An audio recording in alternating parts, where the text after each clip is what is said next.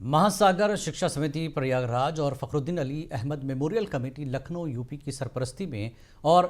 Inder cultural forum Sumbal Sonawari के ताउन से अपनी नौयत का पहला अदबी और मजहबी सेमिनार टैगोर हॉल श्रीनगर में मुनक़िद हुआ, जिसमें वादी के कई मुमताज़ मजहबी स्कॉलर्स ने शिरकत की। इस सेमिनार में कई मारूफ उलमा इकराम, अदबी शख्सियात, अदबी और समाजी अंजुमनों के अलावा कई सहाफ़ियों को एजाज़ात और असनाद से नवाजा गया। इस मौके पर उर्दू ज़बान और अदब के लिए मुनसिफ टीवी को भी अवार्ड से नवाजा गया।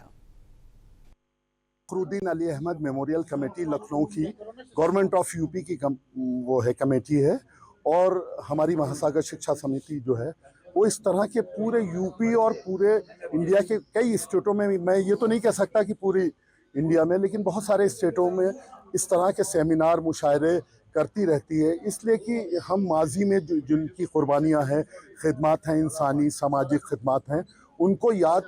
वक्तन फ़वक्तन याद करते रहते हैं।